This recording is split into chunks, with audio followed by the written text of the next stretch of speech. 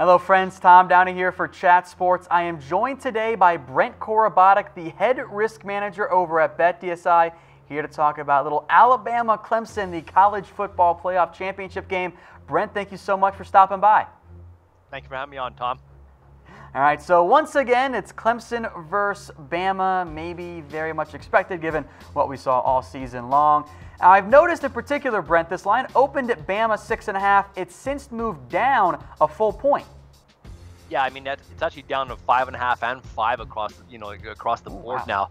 I will say that, in terms of the number of bets I've taken on each side, it's pretty much even. But when I see a wager count that's pretty much even, yet a line move from 5.5 down to 5 from 6.5, that tells me that somewhere out in the market must have bet the dog.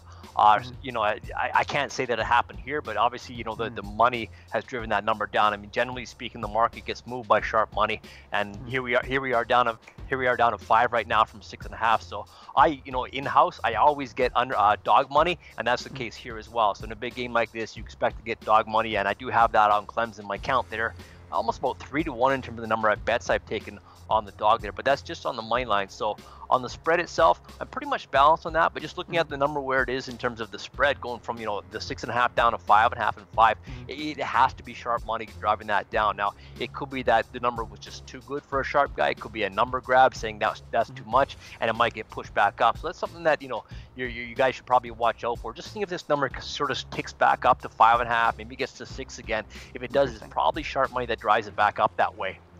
Very interesting there. So again, Clemson versus Bama out Monday night, Santa Clara, the Niners Stadium.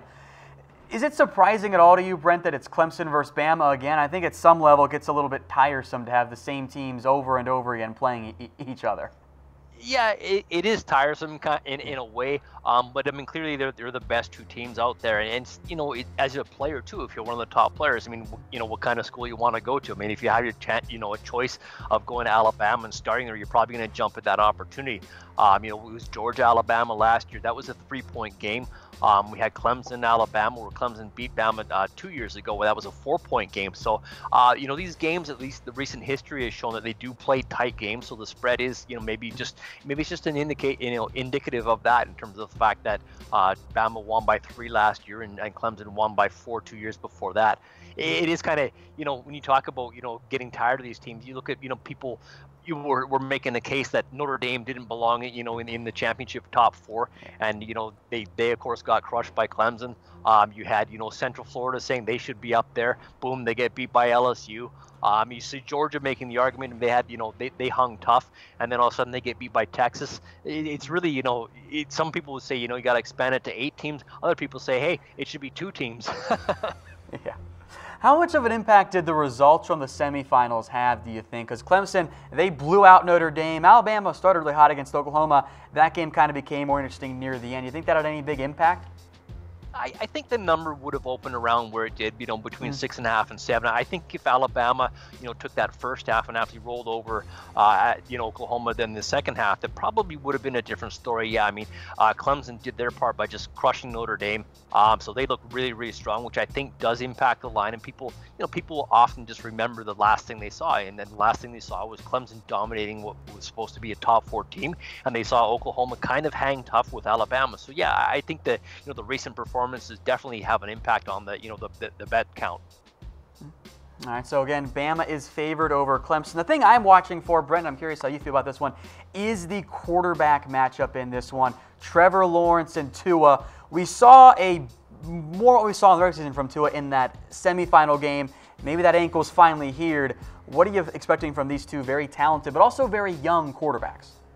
Yeah, I mean, they both are, they're extremely talented guys for sure. And they're, the thing that really stands out for me with both these guys, I mean, they just take care of the ball so well, and that's just kind of, very disciplined offenses, and obviously the offenses that run to both these guys' strengths. I mean, only 4 interceptions by each of these guys and a whole ton of yardage. So that's really, I think, part of these teams' success, and that they kind of play mistake-free football.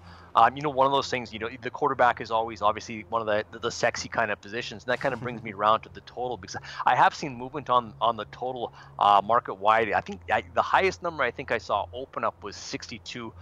We opened 61, and then we took sharp money on the under this one. So we're down to 59.5 right now. I've even seen a 59 out there as well. So I do have sharp money on the total this one, not on the side, but I do have on the total. And what's kind of really telling for me is that when I talk about my wager count for the actual individual number of bets I've taken, I've got a wager count of almost 5-1 favoring the over. So I got a ton of people betting the over, but I have more money on the under, and it was sharp money that bet that. So this is one of those spots where you want to go a sharp and public split. This is a great indication of that, with the public money going all over as they typically do in these games, and sharp money finding value in the under 61.